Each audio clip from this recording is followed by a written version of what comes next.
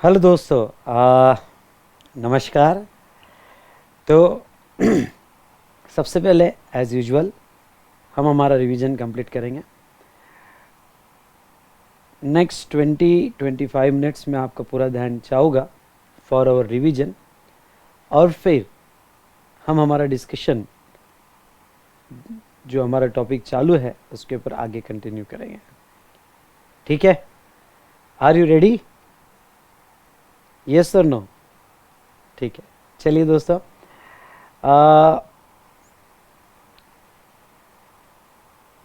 हमने स्टार्ट किया था सेक्शन 12 से। अगर आपको याद होगा तो हमने सेक्शन 12 ऑफ कस्टम्स एक्ट, ये लिखने की ज़रूरत नहीं है।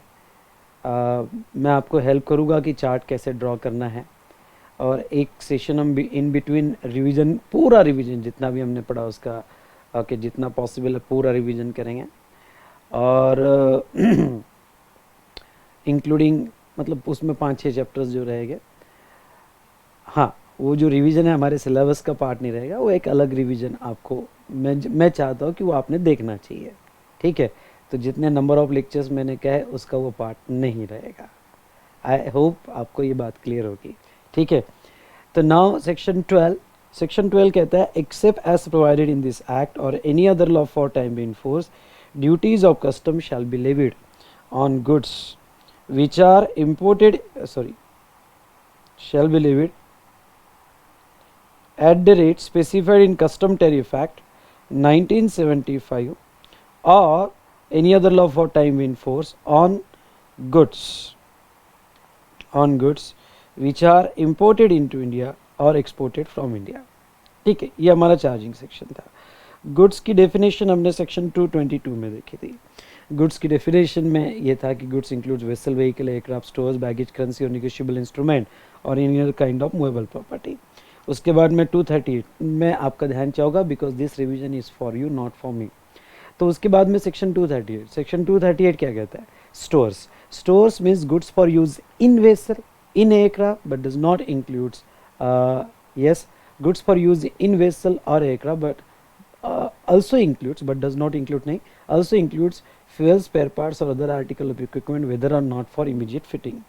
फिर बैगेज की definition, baggage includes unaccompanied baggage but does not includes motor vehicle, हमने देखा था। फिर इंपोर्ट की लेवी कब होती है, इसके ऊपर हमने स्पेशल डिस्कशन देखा था। इंपोर्ट की लेवी में सबसे पहले हमने डेफिनेशन देखी थी 223। Import means bringing into India from a place outside India. ठीक है? और सेक्शन 2 यहाँ पे 227 में हमने देखा था definition of India. Okay, India includes territorial water. तो फिर हमने अपार इंडस्ट्री लिमिटेड का एक केस लिखा था, अपार इंडस्ट्री लिमिटेड और गार्डन सेल मिल लिमिटेड। तो अपार इंडस्ट्री लिमिटेड के एक केस में हमने देखा था कि सुप्रीम कोर्ट ने ये समझाया कि importation commences when goods crosses the territorial water, continue and completed when it become a part of mass of goods of country, and taxable even reach when goods reach to custom barrier and bill of entry for home consumption is fine. Importation commences होता है जब it crosses the territorial water, continue और complete होता है जब goods India का part बन जाता है, और आपकी लाइबिलिटी आती है जब आप बिल ऑफ एंट्री फाइल करते हो। उसके साथ साथ हमने एक वेयर हाउसिंग कंसेप्ट भी देख लिया था, उतना ही कंसेप्ट सीए फाइनल लेवल पे, बाकी डिटेल डिस्कशन तो सीएमए और सीएस के लिए सेपरेट चैप्टर है ही वेयर हाउसिंग का। तो वेयर हाउसिंग के इसमें हमने देखा था कि अगर कस्टम्स एरिया से गुड्स क्लियर करना है तो ऐसे सिचुएशन में आपको 2 बिल ऑफ एंट्री होगी। एक तो होम कंजम्पशन, पैसा दे दो होम कंजम्पशन के लिए क्लियर कर लो, या फिर आप वेयर हाउसिंग के लिए चले जाओ। वेयर हाउसिंग में विदाउट ड्यूटी आपको रखने देंगे, लेकिन आपको बॉन्ड देना पड़ेगा, और bond equals to thrice the duty होगा। आप ऐसे वेयर हाउस में रख सकते हो जहाँ लाइसेंस दिया है, वो पब्लिक वेयर हाउस हो सकता है, प्राइवेट वेयर हाउस हो सकता है, स्पेशल वेयर हाउस हो सकता है। अगर आपको वेयर हाउसिंग के लिए रखना है तो आपको into bond bill of entry देना पड़ेगा, और जब आप वेयर हाउस से क्लियर कर रहे हो तो आपको ex bond bill of entry देना पड़ेगा। तो into bond bill of entry और ex bond bill of entry, ये 2 बिल ऑफ एंट्रीज आपको फाइल करनी पड़ेगी। Is it clear? उसके बाद में यहाँ पे नेक्स्ट अगर हम इम्पॉर्टेंट ये देखें तो इंटू बॉन्ड और ex bond bill of entry आपको एक्चुअल ड्यूटी पे करना पड़ता है जब आप x bond bill of entry file करते हो। चलिए, तो ये तो हुआ रिगार्डिंग टू यहाँ पे वेयर हाउसिंग का। 1 साल तक आप वेयर हाउसिंग में रख सकते हो।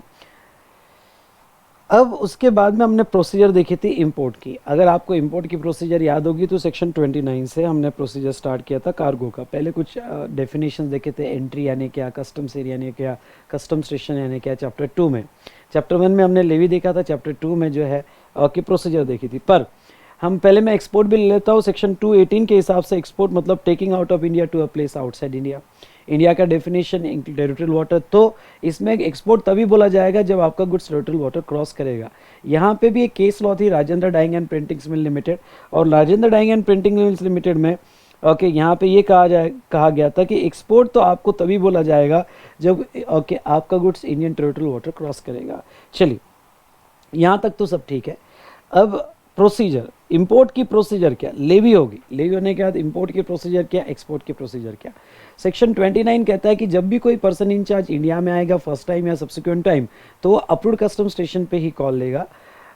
एक्सेप्शनल केसेस में अनअवॉइडेबल रीजन या वेदर स्ट्रेस वगैरह होगा तो वो अदर स्टेशन पे भी कॉल ले सकता है जो कस्टम पोर्ट, एयरपोर्ट या लैंड कस्टम स्टेशन नहीं है, लेकिन उसको नियरेस्ट पुलिस स्टेशन या कस्टम स्टेशन को इन्फॉर्म करना पड़ेगा। सेकंड, उसने गुड्स के अनलोडिंग नहीं करनी चाहिए, पैसेंजर को भी वहाँ से अलाउ नहीं करना चाहिए कि वहाँ से वो जाए।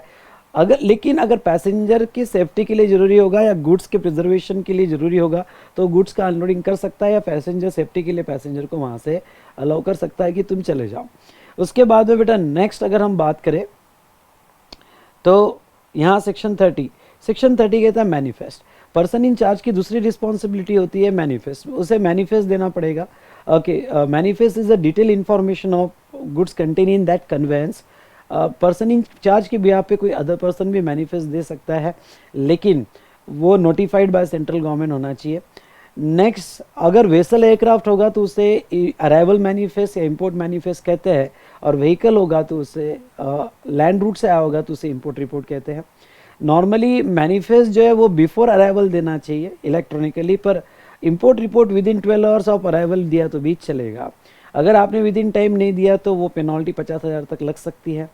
मैनिफेस्ट अमेंड हो सकता है, बिलेटेड भी फाइल हो सकता है, और कंटेंट ऑफ मैनिफेस्ट।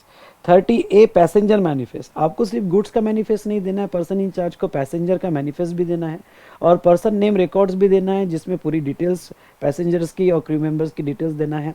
अगर वो नहीं दिया तो 50,000 की पेनल्टी लग सकती है। उसके बाद में 31 एंट्री इनवर्ड, स्पेशली वेसल के केस में जो है गुड्स अनलोड नहीं हो सकता है जब तक हमारा प्रॉपर ऑफिसर उसे अनलोडिंग के ऑर्डर, जिसे एंट्री इनवर्ड ऑर्डर कहते हैं। जनरली ये ऑर्डर तब मिलती है जब स्पेस अवेलेबल है और मैनिफेस्ट फाइल हो चुका है। ये ऑर्डर कुछ केस में लेने की ज़रूरत नहीं है, जैसे वेसल और एयरक्राफ्ट है तो वो अनलोडिंग हो सकता है कस्टम्स एरिया पे without permission. Baggage, mail bags, perishable goods, hazardous goods हो गए तो वो भी अनलोड हो सकते हैं विदाउट एंट्री इनवर्ड ऑर्डर, मतलब एंट्री इनवर्ड ऑर्डर के वेट करने की ज़रूरत नहीं, इमीडिएट उसकी अनलोडिंग चालू कर सकते हो। 32 कहता है कि वही गुड्स का आप अनलोडिंग कर सकते हो जो मैनिफेस्ट में दिया है। कुछ आ रहा है आपको ख्याल में? वही गुड्स का आप अनलोडिंग कर सकते हो जो मैनिफेस्ट में दिया है। अगर कोई दूसरा गुड्स होगा जो मैनिफेस्ट में मेंशन नहीं है तो प्रॉपर ऑफिसर के परमिशन के बिना उसको अनलोड नहीं कर सकते, और वो गुड्स स्मगल गुड्स भी माना जा सकता है। 33 अनलोडिंग आप जो करोगे वो अप्रूव्ड कस्टम प्लेस, आप अप्रूव्ड प्लेस पे ही करोगे। कस्टम्स एरिया बहुत बड़ा होता है तो सभी जगह आप अनलोडिंग नहीं कर सकते हो। आप अनलोडिंग करते वक्त जो कमिश्नर ने बर्थ प्लेस या डॉक मेंशन किया है वहीं अनलोडिंग कर सकते हो, लेकिन अगर बोर्ड आपको परमिशन देता है या कमिश्नर परमिशन देता है तो आप अदर प्लेस पे भी अनलोडिंग कर सकते हो। मैं आपका ध्यान चाहूँगा बिकॉज ये रिवीजन आपके लिए बेटा, मुझे नींद में भी याद आता है कस्टम्स क्या है। आप मुझे अगर उठा भी दो ना गहरी नींद में तो भी मैं फटाफट बता सकता हूँ। ये रिवीजन आपके लिए, इसलिए मैं पूरा आपका अटेंशन चाहूँगा। उसके बाद में सेक्शन 34 है कि अनलोडिंग जब भी होगी under the supervision of proper officer होगी। 35 है वाटर बोर्न, मतलब कभी कभी अगर आपका मदर वेसल पोर्ट पे नहीं आ सकता है, आई रिपीट, आपका मदर वेसल अगर पोर्ट पे नहीं आ सकता है तो कोई बात नहीं, ओके, आप लाइटर बर्ज या बोट भी यूज़ कर सकते हो।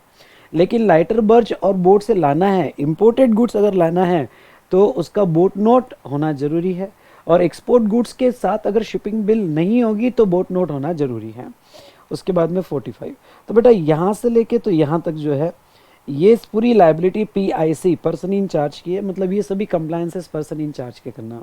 फिर 45 में port trust authority, goods unload हो गए, अनलोड होने के बाद पोर्ट ट्रस्ट अथॉरिटी या custodian as appointed by commissioner, commissioner जो कस्टडियन अपॉइंट करेगा तो एज अपॉइंटेड बाय कमिश्नर जो कस्टडियन रहेगा वो कस्टडियन जो है यहाँ पे यस केयर टेकर रहेगा, उसके कस्टडी में गुड्स रहेंगे till clearance. Now second point, वो प्रॉपर रिकॉर्ड्स मेंटेन करेगा और प्रॉपर ऑफिसर को इन्फॉर्म करेगा, वो भी कस्टडियन में भी पोर्ट ट्रस्ट अथॉरिटी और एयरपोर्ट अथॉरिटी और लैंड कस्टम स्टेशन अथॉरिटी हो सकती है। और वो गुड्स का रिमूवल अलाउ नहीं करेगा जब तक प्रॉपर ऑफिसर परमिट नहीं करता है, या किसी तरह से भी वो गुड्स के साथ डील करने नहीं देगा जब तक प्रॉपर ऑफिसर अलाउ नहीं करता है। ठीक है, उसके बाद में नेक्स्ट अगर हम बात करें तो यहाँ पे पिल्फरेज के केस में, हाँ वो पॉइंट हम कवर कर लेते हैं। पिल्फरेज के केस में पोर्ट ट्रस्ट अथॉरिटी लायबल रहेगी और उसको ड्यूटी वो रेट से देना पड़ेगा जिस दिन मैनिफेस्ट फाइल किया गया था, वो रेट से ड्यूटी देना पड़ेगा। उसके बाद में नेक्स्ट बेटा 46 एंट्री। 46 जो एंट्री है, एंट्री मतलब application for clearance by the importer file करेगा, ये इलेक्ट्रॉनिकली फाइल होगी। 46 में दो ही बिल ऑफ एंट्री होती है, एक है होम कंजम्पशन या warehousing. Ex bond bill of entry 46 की नहीं है। उसके बाद में बिल ऑफ लेडिंग भी साथ में अटैच करना पड़ेगा। Content of bill of entry याद करो, मैंने बताया था आपको, बिल ऑफ एंट्री का पूरा कंटेंट रहेगा। उसके बाद में मतलब description, weight, valuation, calculation of duties वगैरह सब उसके अंदर रहेगा। उसके बाद में अगर आपको याद होगा तो बिल ऑफ एंट्री आपको नॉर्मली टाइम लिमिट है, sorry incomplete bill of entry. आप अगर कोई bill of entry incomplete file कर रहे हो और आप कन्फेस कर रहे हैं कि आप उसको कंप्लीट नहीं कर सकते, तो ऑफिसर आपकी इनकम्प्लीट बिल ऑफ एंट्री ले सकता है असेसमेंट को पेंडिंग रख के। वो गुड्स को एग्जामिन करेगा, या फिर अगर उसके पास एग्जामिनेशन के लिए टाइम नहीं है तो वो एक ऑर्डर देगा warehousing without warehousing की। टेम्पररी आप गुड्स वेयर हाउस में रख सकते हो without carrying the provision of warehousing. उसके बाद में टाइम लिमिट रहेगी next day of arrival. Next day of arrival मतलब जिस दिन अराइव हुआ उसके नेक्स्ट डे के एंड तक आपको बिल ऑफ एंट्री फाइल कर देनी पड़ेगी। आप अराइवल के पहले भी बिल ऑफ एंट्री फाइल कर सकते हो, लेकिन 30 दिन के अंदर आपका कन्वेंस आ जाना चाहिए। अगर आपने नेक्स्ट डे ऑफ अराइवल अगर बिल ऑफ एंट्री फाइल नहीं किया तो लेट फी भी लग सकता है। जब भी आप बिल ऑफ एंट्री दे लोगे तो आपको सब्सक्राइब करना पड़ेगा कि उसमें जो कंटेंट दिए गए वो ट्रू और करेक्ट है। नेक्स्ट, आपने जो भी इंफॉर्मेशन दी, डॉक्यूमेंटेशन दिया, वो कंप्लीट है, ट्रू है, और उसकी ऑथेंटिसिटी आपको प्रूव करना पड़ेगा। और ये इंपोर्टर की लायबिलिटी है ये कहना कि उसने सभी कंडीशंस फुलफिल कर दी है जो इंपोर्टेशन के लिए ज़रूरी है। उसके बाद में बेटा नेक्स्ट अगर मैं कहूँ तो यहाँ पे बिल ऑफ एंट्री चेंज हो सकती है। मतलब यहाँ पे पहले आपने होम कंजम्पशन डाला, फिर वेयर हाउसिंग या warehousing to home consumption, तो बिल ऑफ एंट्री चेंज हो सकती है, लेकिन उसमें कोई फ्रॉडुलेंट इंटेंशन नहीं होना चाहिए। आई रिपीट, उसमें कोई फ्रॉडुलेंट इंटेंशन नहीं होना चाहिए और गवर्नमेंट का रेवेन्यू अफेक्ट नहीं होना चाहिए। तो इतने पॉइंट्स थे 46 के। एंट्री फाइल होने के बाद आपका असेसमेंट होता है, और वो असेसमेंट मैंने नेक्स्ट चैप्टर में लिया था, चैप्टर नंबर 3 में 17, 18, 19 या फिर प्रोजेक्ट इंपोर्ट। चलो मैं 2-2 मिनट में बता देता हूँ 17, 18, 19 और प्रोजेक्ट इंपोर्ट। आपने एंट्री दे दी। एंट्री देने के बाद बेटा यहाँ पे एंट्री में आपने ओके सेक्शन 17 कहता है कि जब भी आप एंट्री दोगे तो उसमें अपना सेल्फ असेसमेंट करोगे, पूरा कैलकुलेशन करेंगे। ऑफिसर आपकी केस हो सकता है वेरिफिकेशन के लिए ले। अगर आपका ऑफिसर वेरिफिकेशन के लिए ले तो वो आपको कोई भी डॉक्यूमेंट या इन्फॉर्मेशन मांग सकता है जो असेसमेंट के लिए ज़रूरी है, और ये इंपोर्टर एक्सपोर्टर की रिस्पॉन्सिबिलिटी कि वो सब डॉक्यूमेंट्स दे। अगर आपने किया सेल्फ असेसमेंट पे ऑफिसर सेटिस्फाइड नहीं है तो वो रीअसेसमेंट कर सकता है, अगर वो असेसमेंट करेक्ट नहीं है।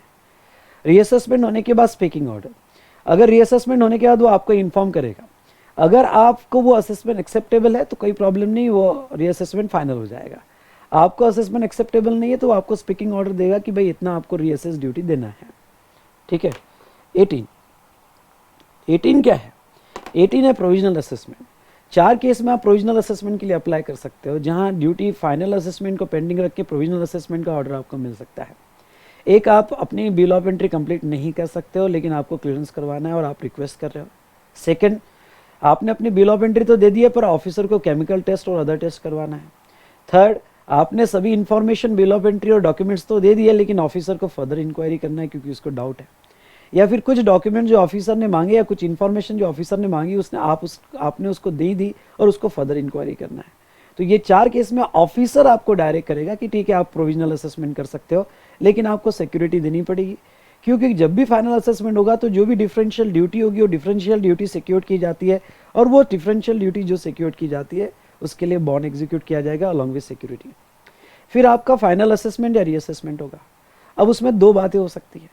पहली बात का आपका होम कंजम्पशन हो और दूसरा वेयर हाउसिंग हो। होम कंजम्पशन होगा जो फाइनल असेसमेंट और रीअसेसमेंट में, तो उसमें भी 2 बातें होगी। उसमें 2 बातें ये होगी कि पहला जो है final assess duty is more than provisional assess duty.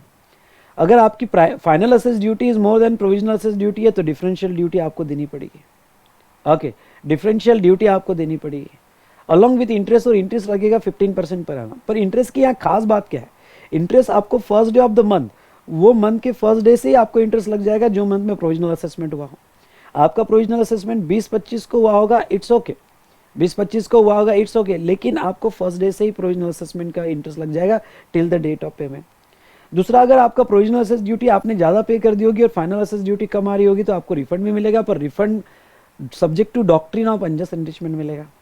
6% का आपको इंटरेस्ट भी दिया जाएगा, और वो भी कब, अगर जिस दिन आपका फाइनल असेसमेंट हुआ वहाँ से 3 महीने में गवर्नमेंट आपको रिफंड नहीं दे पाई तो फिर आपको इंटरेस्ट दिया जाएगा 6% पर एनम से। उसके बाद में नेक्स्ट बेटा वेयर हाउसिंग। वेयर हाउसिंग करते वक्त आपने प्रोविजनल असेसमेंट किया होगा, करना ही पड़ता है क्योंकि आपको बॉन्ड देना पड़ता है थ्राइस द ड्यूटी, और जो बॉन्ड दिया आपने थ्राइस द ड्यूटी वो प्रोविजनल बेसिस का बॉन्ड दिया, तो फिर फाइनल असेसमेंट ड्यूटी करनी पड़ेगी और जो डिफरेंशियल अमाउंट आएगा उसका फिर से थ्राइस द ड्यूटी बॉन्ड देना पड़ेगा। फिर प्रोविजनल असेसमेंट के रेगुलेशंस है कि 15 दिन में ऑफिसर आपको सभी इंफॉर्मेशन मांगेगा, आपको 1 महीने में देनी पड़ेगी, उसको एक्सटेंशन मिल सकता है, नहीं दिया तो पेनल्टी वगैरह के प्रोविजंस दी गई है। ये provisional assessment. 19 article in A set. Article in A set का चार्ट अगर याद होगा तो अगर सभी गुड्स स्पेसिफिक ड्यूटी पे है तो ई स्पेसिफिक ड्यूटी लगेगा। एडुलम पे है तो एडुलम पे फिर यहाँ पे नॉर्मल केस में और accessories condition rule. Accessories condition rule होगा तो मेन आर्टिकल का रेट लग जाएगा। नॉर्मल में 2 पार्ट हो गए, सभी आर्टिकल सिंगल रेट पे है, ध्यान से सुनना, अगर सभी आर्टिकल सिंगल रेट पे है तो वो रेट पूरे किट को लग जाएगा। अगर डिफरेंट आर्टिकल हो गए तो फिर हाईएस्ट रेट लगेगा, आपको याद आ रहा है, फिर हाईएस्ट रेट लगेगा। 19 और प्रोजेक्ट इंपोर्ट का जो भी गुड्स आप प्रोजेक्ट के लिए लाओगे वो एक ही सिंगल रेट में क्लासीफाई होता है, उसे हम प्रोजेक्ट इंपोर्ट कहते हैं। तो ये हमने असेसमेंट देखा। तो 46 के बाद आपका असेसमेंट होता है। फिर 47 है कि असेसमेंट होने के बाद ऑफिसर आपको क्लियरेंस ऑर्डर देता है। ऑफिसर 3 बातें पूरी होने के बाद क्लियरेंस ऑर्डर देता है। पहली, आपका गुड्स प्रोहिबिटेड गुड्स नहीं होना चाहिए। दूसरा, कोई इंपोर्ट ड्यूटी होगी तो आपने दे दी और कोई चार्जेस हो गए तो आपने दे दिया, तो वो आपको क्लियरेंस ऑर्डर देगा फॉर होम कंजम्पशन। नाउ ये क्लियरेंस ऑर्डर इलेक्ट्रॉनिकली भी आ सकती है कुछ केसेस में।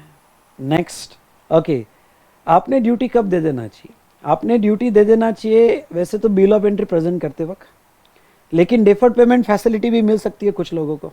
फोरनाइटली पेमेंट फैसिलिटी मिलती है जिसकी ड्यू डेट 16 तारीख और 1 तारीख रहती है। अगर आपने बिल ऑफ एंट्री प्रेजेंट कर, आपने सेल्फ असेसमेंट किया होगा और बिल ऑफ एंट्री प्रेजेंट करते वक्त पेमेंट नहीं किया होगा, या आपकी केस रीअसेसमेंट या प्रोविजनल असेसमेंट में लगी होगी और विद इन 1 डे आपने पेमेंट नहीं किया होगा, या डेफर्ड पेमेंट की जो भी ड्यू डेट है उसका आपने पेमेंट नहीं किया होगा, तो आपको इंटरेस्ट लगाया जाएगा 15% पर एनम से। ये था 47। 48, कस्टम्स स्टेशन से आपको 30 दिन के अंदर अंदर गुड्स क्लियर करना पड़ता है। फिर आप होम कंजम्पशन करवाओ या वेयर हाउसिंग करवाओ या ट्रांसशिप करवाओ from the date of unloading. Extension मिल सकता है फ्रॉम द प्रॉपर ऑफिसर। अगर आपने विद इन टाइम क्लियर नहीं किया तो कस्टडियन गुड्स सेल कर देगा ऑक्शन में। ऑक्शन में जो भी बाय करेंगे उससे कंसोलिडेट उसकी बिल ऑफ एंट्री फाइल की जाएगी, उनसे टैक्स कलेक्ट किया जाएगा, पेमेंट किया जाएगा और बाद में डिस्चार्ज ऑर्डर मिलेगी। अगर गुड्स पेरिशेबल गुड्स है तो वो केस में हो सकता है आपको 30 दिन का भी टाइम ना मिले, उसके पहले भी आपको सेल हो जाए। और आर्म्स और एमिनेशन हो गए तो फिर ऑक्शन में सेल नहीं होगा as per the direction given by proper officer. 49 जो है warehousing without warehousing. अगर आपको याद होगा तो 49 ये कहता है, ध्यान से सुनना, 49 ये कहता है कि अगर होम कंजम्पशन के लिए गुड्स होगा ड्यूटीएबल और नॉट, और कोई जेन्युइन रीजन की वजह से आप क्लियर नहीं कर पा रहे हो तो आप रिक्वेस्ट कर सकते हो प्रॉपर ऑफिसर को कि उसको डिपॉजिट किया जाए वेयर हाउस में without carrying the provision of warehousing. और ऑलरेडी आपकी बिल ऑफ एंट्री अगर वेयर हाउसिंग की होगी पर कुछ डॉक्यूमेंट्स नहीं दे पा रहे, हो सकता है बॉन्ड नहीं दे पा रहे हो, कोई डॉक्यूमेंट्स नहीं दे पा रहे हो, इसके वजह से आपको वेयर हाउसिंग ऑर्डर नहीं मिल रही है, तो उसमें भी आप टेम्प्ररी जो है ओके अगर गुड्स नॉन ड्यूटेबल है तो वो गुड्स आप सॉरी ड्यूटेबल गुड्स है तो वो गुड्स आप वेयर हाउस में रख सकते हो। 30 दिन की फैसिलिटी मिलती है और फर्दर 30 दिन एक्सटेंशन मिल सकता है। ठीक है, तो ये था 49। एक्सपोर्ट की प्रोसीजर हमने देखा था। एक्सपोर्ट की प्रोसीजर में सबसे पहले सेक्शन 50 शिपिंग बिल फाइल होती है। शिपिंग बिल, हाँ पहले तो ये एप्लीकेशन है, दूसरा वेसल और एयरक्राफ्ट होगा तो शिपिंग बिल होती है, और व्हीकल होगा या लैंड रूट से होगा तो बिल ऑफ एक्सपोर्ट कहा जाता है। तो यहाँ एंट्री डॉक्यूमेंट के दो नाम हैं। उसके बाद में अगर आपको याद होगा तो ये एंट्री आउटवर्ड के बाद आपकी एक्सेप्ट की जाती है, ये इलेक्ट्रॉनिकली फाइल होगी और उसका ट्रूथ कंटेंट आपको देना पड़ेगा। फिर वही असेसमेंट होगा, असेसमेंट 17, 18 या 19, मोस्टली 17 या 18 में जो भी है। 19 article in set is generally imported goods के लिए, और प्रोजेक्ट इंपोर्ट भी इंपोर्टेड गुड्स के लिए है। मैं एक्सपोर्ट गुड्स की बात कर रहा हूँ प्रोसीजर की। उसके बाद में 51 में आपको लेट एक्सपोर्ट ऑर्डर मिलेगी। अगर आपका गुड्स प्रोहिबिटेड गुड्स नहीं होगा, आपने एक्सपोर्ट ड्यूटी दे दी होगी और चार्जेस दे दिए होंगे। डेफर्ड पेमेंट फैसिलिटी भी है, पर डेफर्ड पेमेंट फैसिलिटी में अगर आपने ड्यू डेट तक पेमेंट नहीं किया तो हो सकता है आपको इंटरेस्ट लग जाए, और वो है 15% पर एनम से। उसके बाद में 51A इलेक्ट्रॉनिक कैश लेजर और 51B ओके अगर कोई आपको बेनिफिट्स हो गए तो उसका क्रेडिट लेजर मेंटेन किया जाएगा। दोनों भी नए सेक्शंस है तो आपने लीड करना। अभी वो कैश लेजर और क्रेडिट लेजर के बारे में बात करते हैं। फिर 39 एंट्री आउटवर्ड। बेटा यहाँ इंपोर्टर का रोल खत्म हो जाता है। यहाँ पहले पिक्चर में इंपोर्टर नहीं, यहाँ एक्सपोर्टर आता है। फिर अब आता है पर्सन इंचार्ज 39, और 39 में मास्टर ऑफ वेसल को गुड्स अगर लोड करना है तो एंट्री आउटवर्ड ऑर्डर लेना पड़ेगा, पर बैगेज के और पोस्ट आर्टिकल के केस में अप्लीकेबल नहीं है, और एयरक्राफ्ट और व्हीकल के केस में अप्लीकेबल नहीं है। ये परमिशन ऑफ लोडिंग होता है। 40 सेक्शन 40 कहता है कि जब भी पर्सन इंचार्ज अपने कन्वेंस में गुड्स लोड करेगा तो सभी गुड्स ड्यूली पास चाहिए, जिसकी document shipping bill bill of export properly pass by the proper officer, या फिर बैगेज या मेल बैग्स होगी तो उसको परमिशन दी गई है लोडिंग के लिए, और अगर ट्रांसशिप गुड्स हो गए तो बिल ऑफ ट्रांसशिपमेंट पास किए गए हो। उसके बाद में यहाँ पे बेटा अगर हम देखें तो नेक्स्ट 41 डिपार्चर मैनिफेस्ट और एक्सपोर्ट मैनिफेस्ट। डिपार्चर मैनिफेस्ट और एक्सपोर्ट मैनिफेस्ट। डिपार्चर मैनिफेस्ट और एक्सपोर्ट मैनिफेस्ट की बात करें तो यहाँ पे प्रोविजन लगभग इंपोर्ट मैनिफेस्ट जैसी है। ये कन्वेंस का कंप्लीट डॉक्यूमेंट होता है, इलेक्ट्रॉनिकली फाइल होगा, इस डिटेल्स ऑफ गुड्स सभी कार्गो लिस्ट वगैरह, स्टोर लिस्ट, पैसेंजर लिस्ट वगैरह सब दिया जाएगा। ये इलेक्ट्रॉनिकली फाइल होगा। अगर इलेक्ट्रॉनिकली फाइल नहीं हो पाया तो कोई अदर वे ऑफिस जिस तरह से कमिश्नर डायरेक्ट करेगा वैसे होगा, और ये अमेंड भी होगा। 42 डिपार्चर ऑर्डर। अगर 6 कंडीशन फुलफिल होती है तो ऑफिसर आपको डिपार्चर ऑर्डर देगा पर्सन इंचार्ज को। पहला, जो भी क्वेश्चंस पूछे गए उसके आंसर दे दिए गए हैं, आपने मैनिफेस्ट दे दिया है या एक्सपोर्ट रिपोर्ट दे दी है। व्हीकल के केस में एक्सपोर्ट रिपोर्ट होता है। थर्ड, आपको कोई shipping bill, bill of export या कोई भी डॉक्यूमेंट्स मांगा गया हो वो पर्सन इंचार्ज ने प्रोवाइड कर दिया है। स्टोर्स पे कोई ड्यूटी होगी, पेनल्टी होगी तो वो पे कर दी गई है या सिक्योर्ड बाय गारंटी। अगर कोई अदर पेनल्टी होगी तो वो पे कर दिया या सिक्योर्ड बाय गारंटी। और लास्ट, कोई ऐसा गुड्स लोड कर दिया जो इन कॉन्ट्रावेंशन ऑफ दिस एक्ट है या without payment of export duty है तो वो इमीडिएटली अनलोड करना पड़ेगा, या फिर पर्सन इन चार्ज को यहाँ पे सिक्योरिटी देनी पड़ेगी और बॉन्ड साइन करना पड़ेगा कि जब भी वो वापस आएगा तो गुड्स को लेके आ जाएगा। अगर ये सभी कंडीशन फुलफिल होती है तो वो सिचुएशन में उसको डिपार्चर ऑर्डर मिलेगी। तो ये कुछ हमने कंसेप्ट देखा। फिर हमने 53, 54, 55 and 56 transit and transshipment and duty payment, इसके बारे में बात की। ट्रांजिट, अगर आपका गुड्स मैनिफेस्ट में मेंशन है तो गुड्स ट्रांजिट हो सकता है 53 में विद इन इंडिया और outside India without payment of duty. Transit मतलब goods remains in a same conveyance. Transit के केस में कोई स्पेसिफिक एंट्री फाइल करने की ज़रूरत नहीं है, और ट्रांजिट के केस में ज़्यादा कंट्रोल भी नहीं लगता है। ट्रांसशिपमेंट में okay goods changing the conveyance में भी vessel to vessel, vessel to aircraft, vessel to train, train to aircraft, whatever it may be, changing of conveyance. इसमें कंट्रोल ज़्यादा रखना पड़ता है क्योंकि जब गुड्स अनलोड हो जाता है कन्वेंस से और दूसरे कन्वेंस में जाता है तो उसमें स्मगलिंग होने के चांसेस है, इसलिए मोर कंट्रोल इज रिक्वायर्ड। या एंट्री डॉक्यूमेंट भी फाइल करना पड़ता है, और ट्रांसशिपमेंट भी विद इन इंडिया और आउटसाइड इंडिया अलाउड है विदाउट पेमेंट ऑफ ड्यूटी।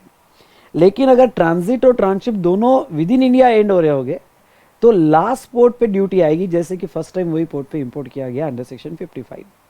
और 56 कहता है कि जैसे मैंने आपको एक डायग्राम याद होगी, तो कोलकाता से अगर मणिपुर जा रहा है तो हमको ऐसा लॉन्ग रूट से जाना पड़ता है, बांग्लादेश के थ्रू शॉर्ट है। पर अगर हमारा गुड्स किसी अदर कंट्री के टेरिटरी के थ्रू जा रहा है पर विद इन इंडिया जा रहा है तो वो केस में उसके ऊपर कस्टम ड्यूटी नहीं लगेगी, उसके साथ हमारी इंटरनेशनल ट्रीटी रहती है। तो ये हमने देखा। उसके बाद में आपको याद होगा तो मैंने सेक्शन 15 और 16 भी पढ़ाया था नेक्स्ट चैप्टर में। Section 15 relevant date for duty rate, imported goods होगा और गुड्स फॉर होम कंजम्पशन होगा, और बिल ऑफ एंट्री आपकी आफ्टर होगी, आफ्टर एंट्री इनवर्ड अराइवल। तो पहला thought date of presentation of bill of entry. लेकिन अगर आपने प्रायर बिल ऑफ एंट्री दे दी तो वो सिचुएशन में डेट ऑफ एंट्री इनवर्ड या अराइवल। वेयर हाउस के केस में एक्सबॉन्ड बिल ऑफ एंट्री, और बाकी अदर के केस में डेट ऑफ पेमेंट। पर ये प्रोविजन बैगेज और मेल बैग्स को अप्लीकेबल नहीं, उसके लिए अलग प्रोविजंस होगी। एक्सपोर्ट के केस में आपको किस दिन का रेट लेना पड़ेगा, तो शिपिंग बिल नहीं, लेट एक्सपोर्ट ऑर्डर, वो उस दिन का रेट लेना पड़ेगा, ये हमने डिस्कशन किया। उसके बाद में अगर आपको याद होगा तो हमने असेसमेंट मैंने एक्सप्लेन कर दिया है। फिर नेक्स्ट चैप्टर में हम गए कस्टम टैरिफ एक्ट में। कस्टम टैरिफ एक्ट में अगर आपको याद होगा तो कस्टम टैरिफ एक्ट में सेक्शन 2 लिया। सेक्शन 2 में 2 शेड्यूल हो गए बीसीडी के लिए। बीसीडी के लिए जो रेट होगा, क्योंकि कस्टम एक्ट कहता है कि बेसिक कस्टम ड्यूटी का रेट कस्टम टैरिफ से मिलेगा, तो बीसीडी का रेट आपको शेड्यूल 1 और शेड्यूल 2 में मिलेगा। Schedule 1 for imported goods and second schedule for export good. फिर हमने और एक सेक्शन देखा, सेक्शन 3। बाकी सेक्शन जो है प्रोटेक्टिव ड्यूटी, सेफगार्ड ड्यूटी वगैरह, वो तो उसके लिए सेपरेट चैप्टर देंगे। सेक्शन 3 में हमने अगर याद होगा आपको तो 3(1), 3(3), 3(5), 3(7) और 3(9) इतनी ड्यूटीज देखी। ऑब्जेक्ट क्या था? 3(1) का ऑब्जेक्ट है to countervail the effect of excise. 3(3) का ऑब्जेक्ट है to countervail the effect of excise on component material. 3(5) का है to countervail the effect of VAT और सेल्स टैक्स। 3(7) का है to countervail the effect of IGST, और 3(9) का है to countervail the effect of GST compensation cess. Rate क्या होगा? 3(1) में रेट उतना ही होगा जितना सेंट्रल एक्साइज टैरिफ एक्ट में दिया है, और अल्कोहल होगा तो rate notified by central government. 3(3) में rate notified by central government.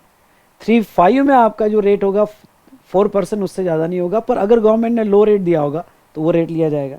3(7) में वही रेट होगा जो IGST का होगा, और 3(9) में वो रेट होगा जो GST कंपेंसेशन सेस एक्ट का होगा। उसके बाद में वैल्यू क्या होगी?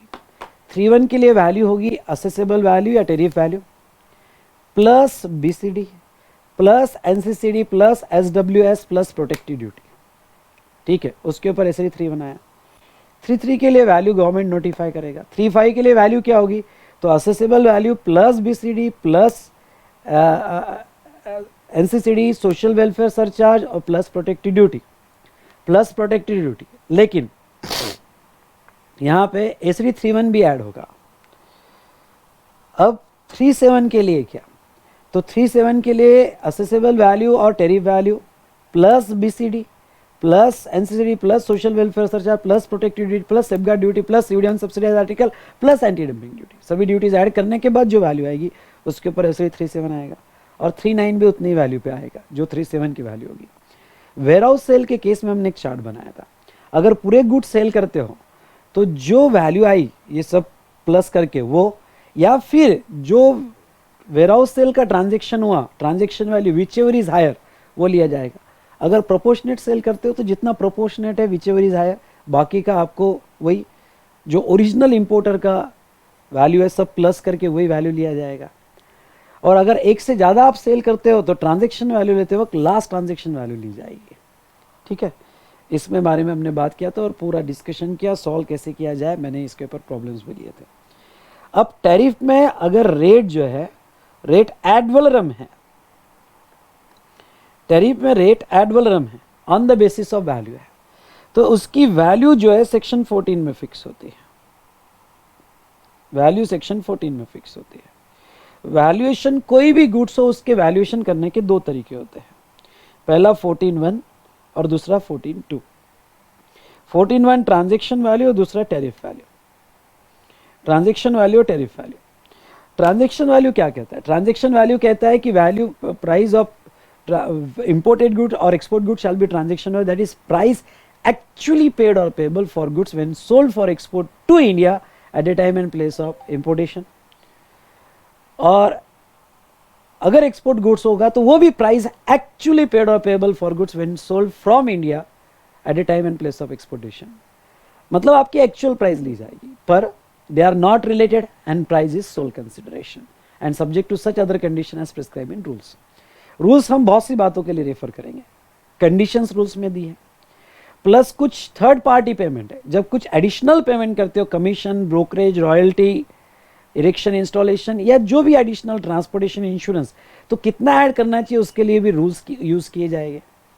और यहाँ पे ध्यान से सुनोगा, यहाँ पे अगर सेल नहीं है या रिलेटेड पार्टी है या price is not sole consideration तो उसके लिए भी रूल्स यूज किए जाएंगे। तो रूल्स बहुत से पर्पजेस के लिए यूज किए जाएंगे जो हम नेक्स्ट वीडियो में देखेंगे।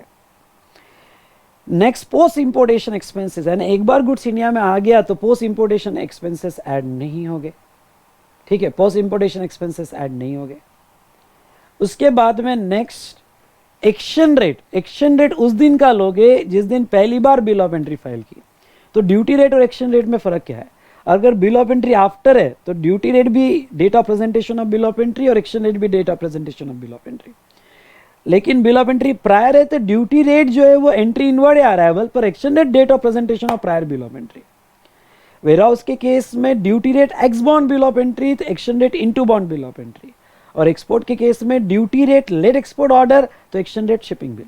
सिंपल वर्ड में जिस दिन फर्स्ट टाइम आप एंट्री देते हो उस दिन का एक्सचेंज रेट लिया जाता है।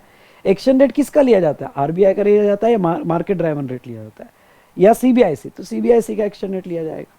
और 14(2) tariff value. Tariff value means value fixed by the government.